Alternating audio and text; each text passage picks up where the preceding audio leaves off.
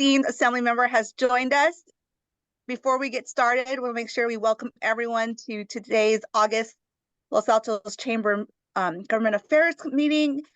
I want to thank Kathy Lira, my co-chair, for hosting all the past meetings. I've been really just crazy this past year. So thank you, Kathy, for stepping up and being an awesome co-chair. Really appreciate it. We have the assembly member with us for 30 minutes. We are just going to go ahead and dive in. Mark, it's always a pleasure to see you. And I'm just going to go ahead and this is being recorded for other folks to see a little bit later. So I wish my hair were better. Okay, so we have with us today Assemblymember Mark Berman, who has served California's 23rd Assembly District, encompassing North Santa Clara County and South San Mateo County since 2016. He currently chairs the largest committee, the Business and Professions, in the Assembly. Throughout his tenure, he has championed significant legislation in education, elections, and transportation. His work focuses on enhancing educational opportunities, improving election integrity, and advancing public transportation. So Mark, Assemblymember Berman, thank you so much for being with us. I know you have a number of things to focus on, so the floor is yours. Well, thank you, Diana, and so good to see a lot of old friends, and I think maybe a couple new ones. But thanks for giving me the time just to chat with y'all a little bit this morning about what I've been working on, and then obviously want to leave plenty of time for Q&A and to hear concerns that all of you have. And Diana, I think your hair looks perfect. Good. My vote, Mark. You have my vote already. So I'm signing off. The day is done. There's only downhill to go from here. I know, and I know that a lot of you know, that in recent years we've seen a troubling rise in shoplifting rates, and that's been particularly a problem in the Bay Area. San Mateo County had the highest rate of shoplifting in 2022. I know this is Santa Clara County. My district covers a portion of San Mateo County and a portion of Santa Clara County. And San Mateo County in particular had the highest rate of shoplifting in 2022, which was a 53% increase compared to 2019. And my guess is Santa Clara County wasn't too different. But this has really been a problem across the state. And retail theft not only harms businesses, but it really impacts our communities writ large. The employees who work at the stores, the shoppers who go to the stores, obviously the business owners who can't afford to take their margins are so small as is, and any loss due to theft is just an extra really kind of punch in the gut. And so this has been a big priority for the legislature, and it's been a priority for me. And I authored this year AB 3209, which creates a retail crime restraining order, and this can be used in instances of theft, vandalism, or battery on an employee within the store. And the bill, we're working with the California Retailers Association in particular to craft this bill. And it allows businesses to petition the court for a restraining order for up to 2 years upon conviction or after 2 or more citations for one of those 3 offenses: theft, vandalism, battery on an employee within the store. And the goal is really to give an additional enforcement tool to law enforcement, but also to our small businesses to protect stores, customers, and workers. But it also is done in a way where and I don't actually have the specifics off the tip of my tongue, but done in a way that it also doesn't really exacerbate issues of poverty that we know exist in our communities, and that we know can be exacerbated by the criminal justice system. The bill is part of a comprehensive legislative package to address retail crime and theft. And this package of bills is led by the Assembly Speaker, Robert Rivas. And also there's a package of Senate bills that's led by President Pro Tem Mike McGuire. And these policies really aim to make our communities safer, whether it's large retailers, that we have in our communities, but especially the small businesses in our unique downtowns. And the idea behind this bill is business owners know the people that come in over and over again and just grab something off the shelf and run away. And so we want to make it easier for businesses to stop those people from being able to enter the store in the first place. And if they do, then it's a much more severe penalty, criminal punishment for those folks. So it just provides hopefully a disincentive for people to conduct that type of activity. Diana mentioned that a big priority of mine, a big focus of mine, my 8 years in the Assembly, has been around education. And this year, I've been working with code.org and CS for CA, computer science for CA, and groups like Microsoft and other big companies around computer science education and increasing access to computer science education. And this is an issue that I've worked on my whole 8 years in the Assembly. That this is sort of the culmination, the big lift. And we tried to do this last year. We were unsuccessful late in the legislative process. So we're bringing it back this year with an even bigger coalition of supporters. And what this bill does is it requires that every high school in California at least offer computer science education to their students.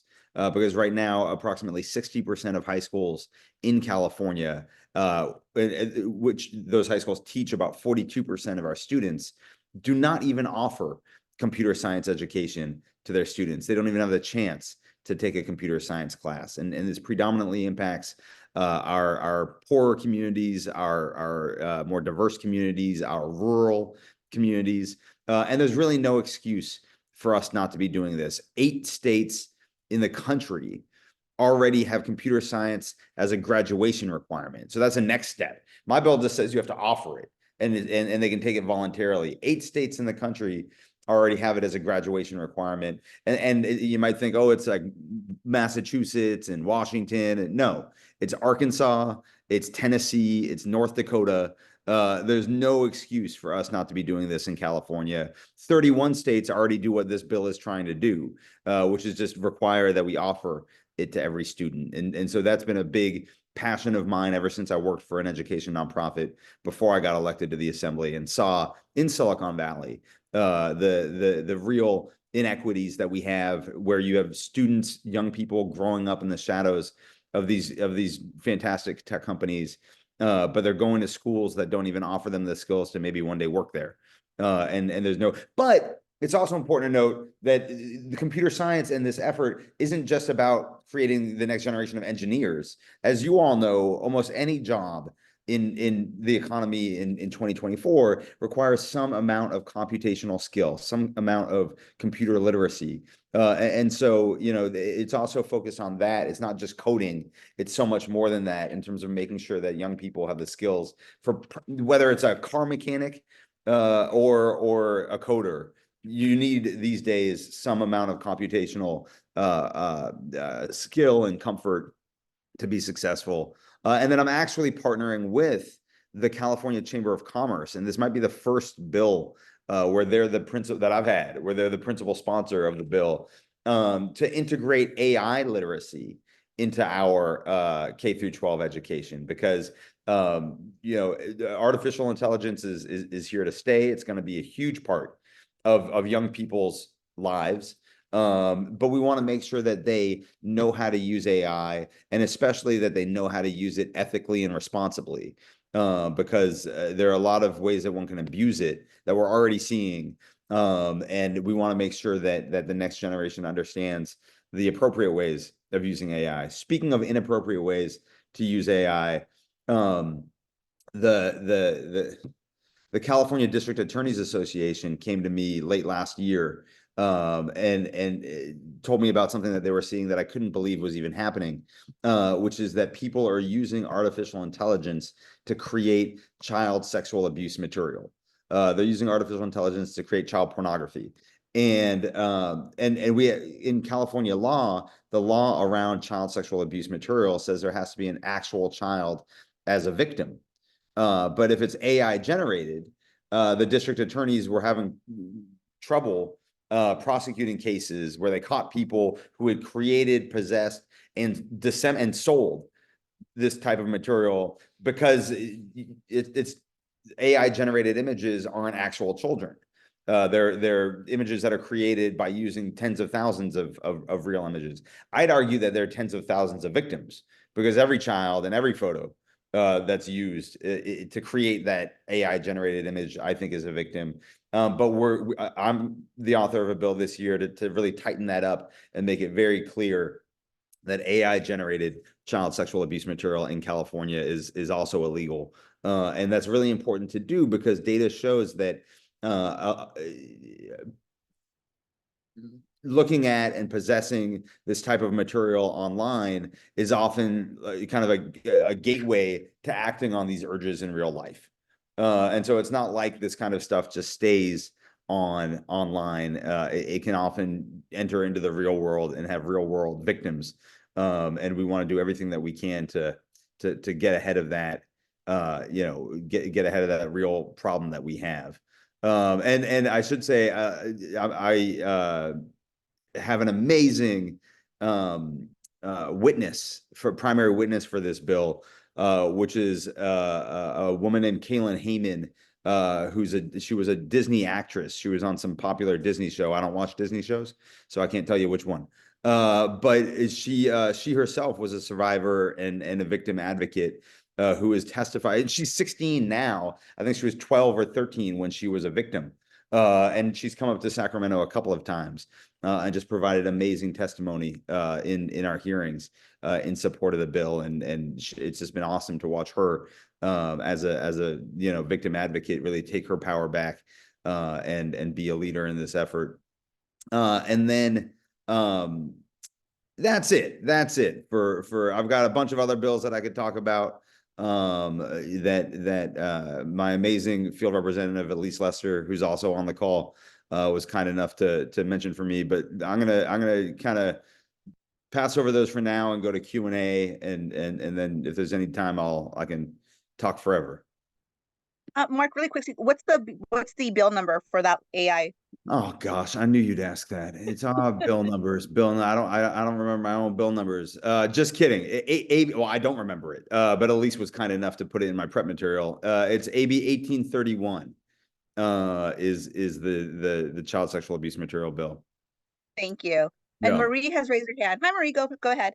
Oh, thank you, Diana. And I'm having a bad hair day too, so I'm just losing most of mine. So well, that's probably worse. So Mark, I think the issues you're taking up are terrific and important. There's another one that I think that's facing Los Altos, which is where I live currently, which is redistricting mandated to solve some problem that we are not clear on what the problem is. Yeah. So is there anything that's going on at the state level to combat this attempt by this Malibu attorney to you got Shankman. Yeah. Shankman. Sure. to raking up bucks is yeah. So I know all about it, and I am as frustrated as you are about it. So this is the California Voting Rights Act, which was I chaired the elections committee for my first 5.5 years in the assembly, and so this is the California Voting Rights Act, which was passed long before I got there. But that really creates a perverse incentive for lawyers, far away from our communities, to just send these demand letters and then get, I think it's 30K settlements per demand letter. And I will say that in some instances, it's good. In some instances, in some communities, it makes sense. But in other communities, it doesn't at all, and they don't really do any. They do a perfunctory amount of research and then claim. And cities have shown, a couple of cities have tried to challenge, and they've lost millions of dollars and then lost the lawsuit. I mean, millions of dollars in legal expenses, and then lost the lawsuit.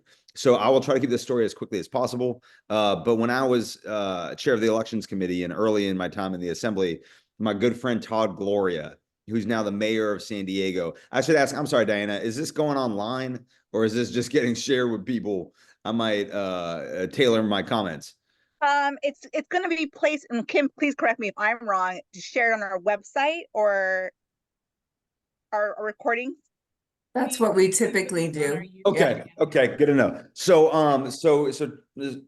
so my friend Mayor Gloria, and then Assemblymember Gloria, came to me, and he had concerns about. I am now tailoring my comments. He had concerns around some of his communities around San Diego that were getting these demand letters that he didn't think were going to be helpful to the communities. And so I had Todd, oh gosh, how do I say this in a way? I had Todd, I convened the original sponsors of the California Voting Rights Act in my office to talk with them. And Todd, I should say, I am a straight white man who represents wealthy communities. Todd is a rainbow of backgrounds, and was a good person to have to kind of express some concerns about the California Voting Rights Act. And we brought together the original sponsors, which was MALDEF, the Mexican American Legal Defense Fund, I think maybe the NAACP,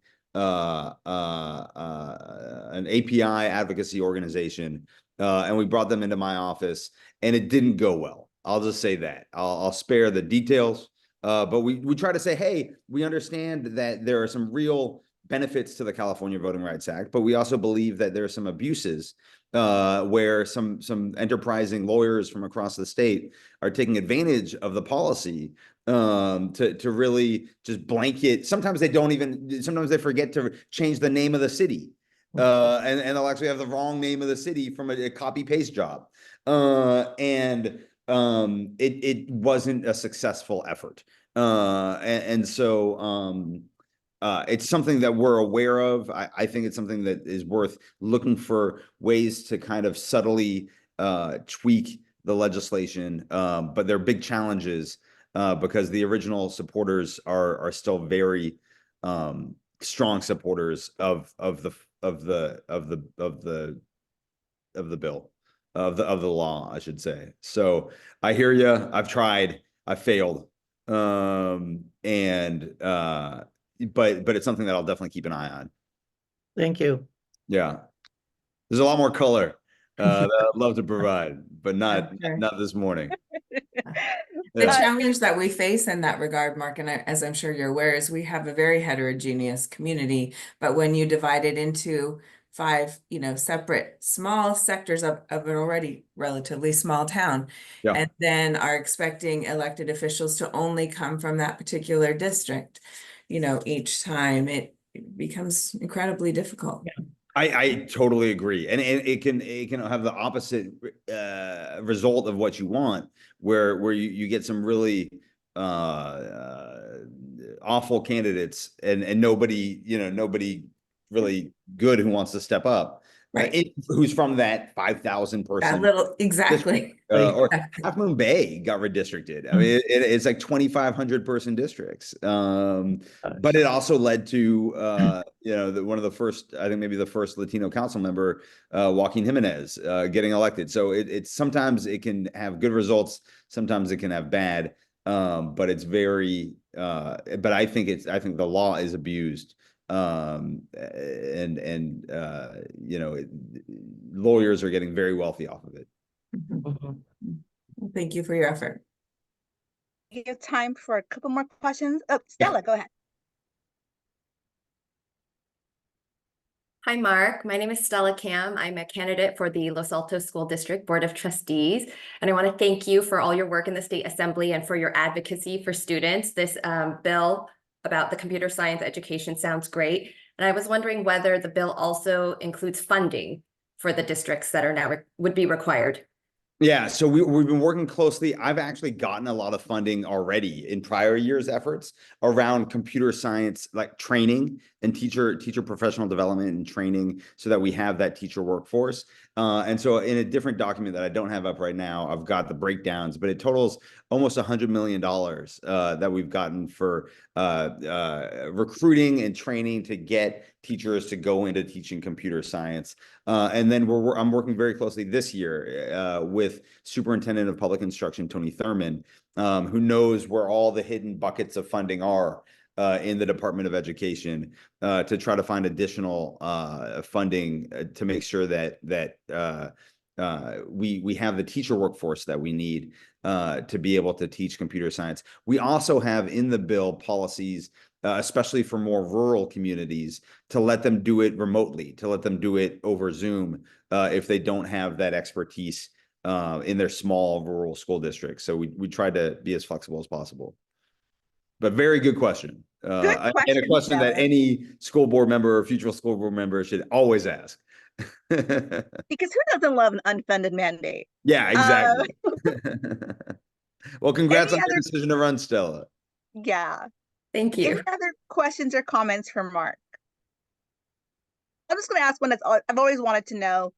You mentioned the AI bill, which I think it's great. But how frustrating as a legislator to have to be reactive to these kind of bills, because like the criminals they're just on it. Like something new comes up and they make it instantly bad. So Yeah. how frustrating. And then you have to get your colleagues on the legislature to be supportive of your bill. So like just kind of figuring out like how frustrating is it's got to be very frustrating. And then secondly, how do you get everyone to start thinking like this is not good. Let's stop this from happening.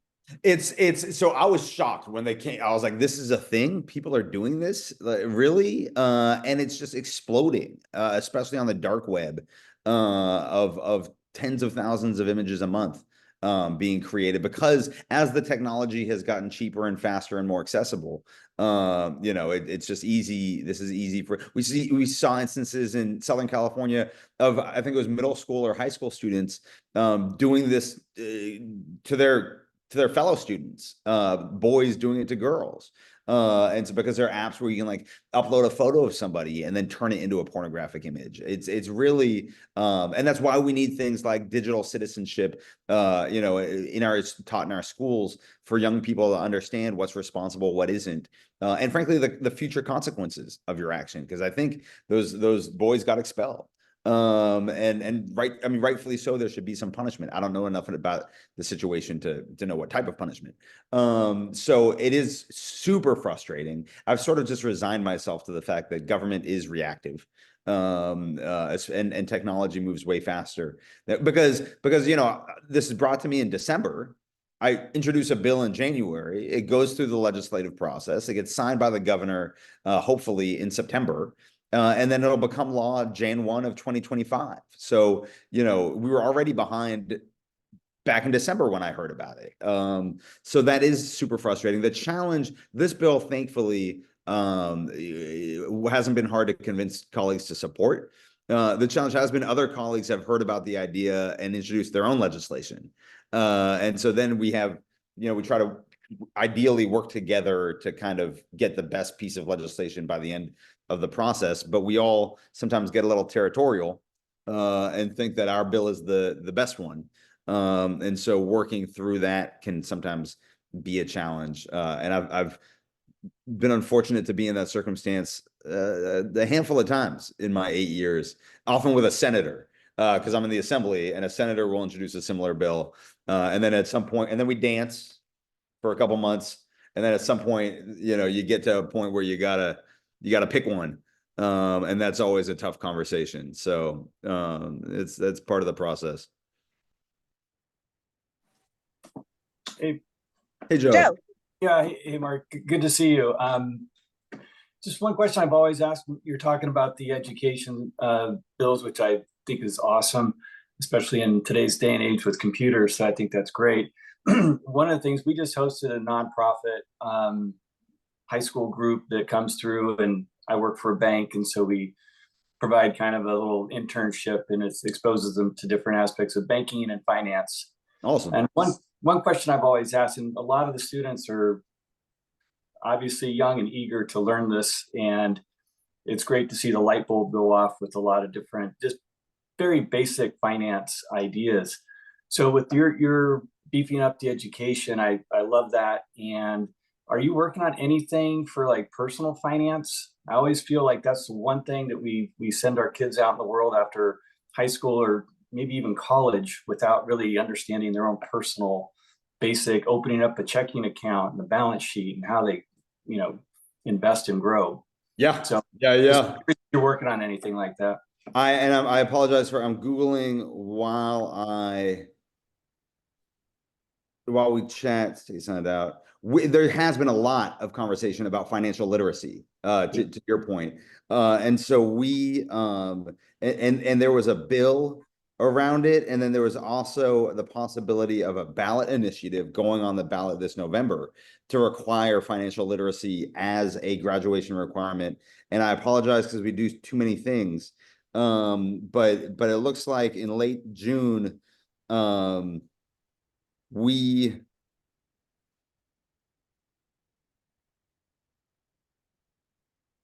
agreed to make financial literacy required content to graduate from high school.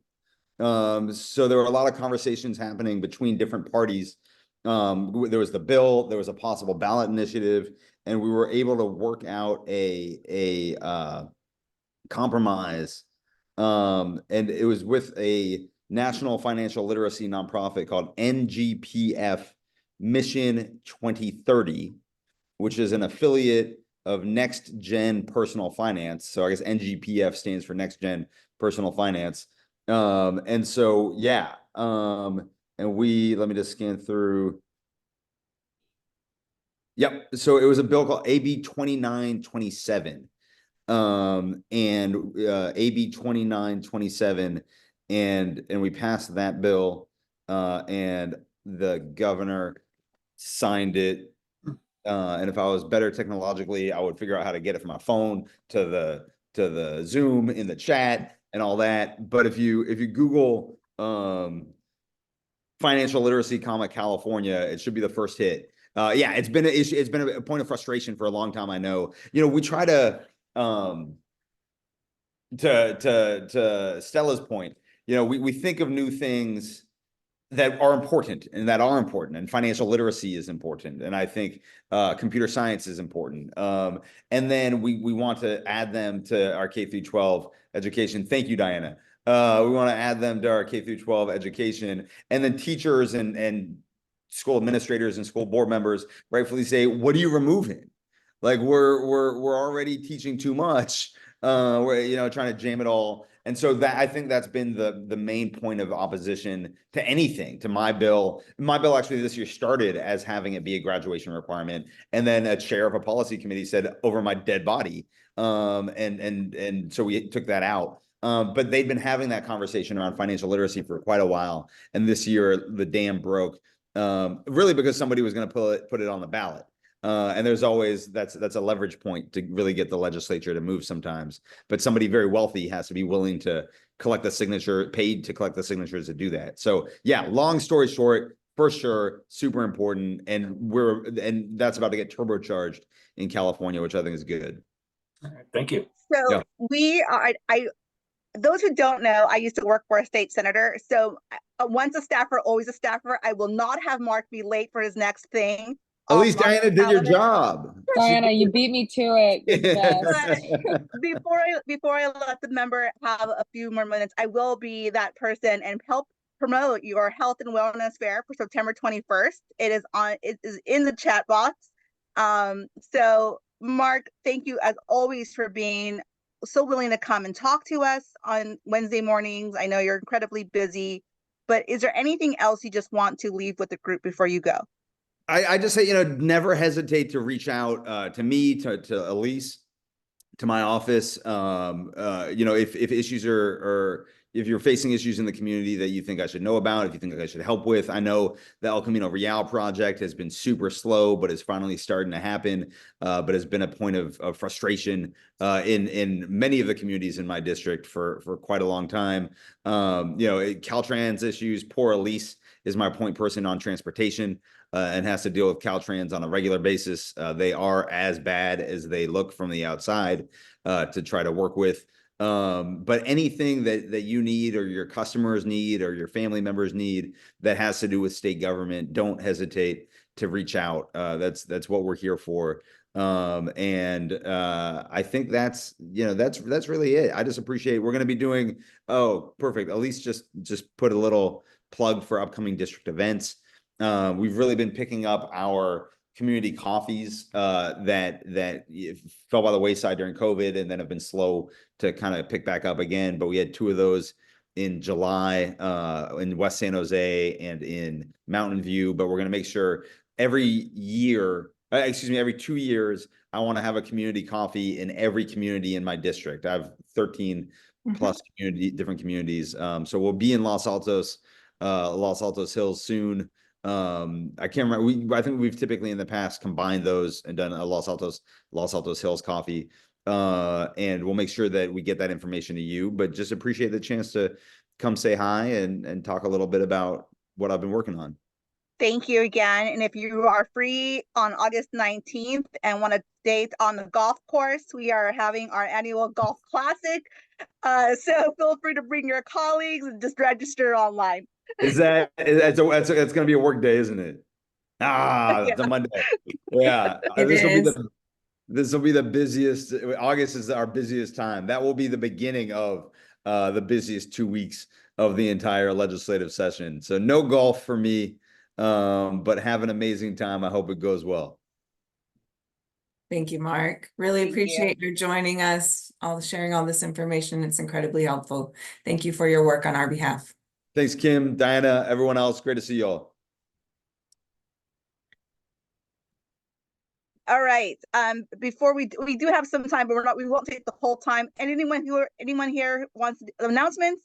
Kim, any last final words? I have just a couple, just Before we lose people? reminders. It's the last call for the Los Altos magazine. If you'd like to advertise or be a part of the magazine, please reach out to our office. And then as Diana mentioned, the Charity Golf Classic. If you like to have fun, you don't need to be a golfer.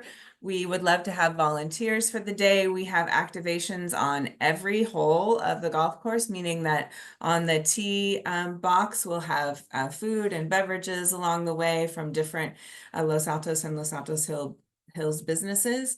And then in the evening, we have a special dinner and silent auction. You can attend just the dinner only as well. So give us a call here at the office so that you can join us that day. Great. Thank you. Good seeing you all. See you all next month. Bye. Thank you. Appreciate everyone tuning in. Take care. Hey, have a good day. Thank you. Bye-bye.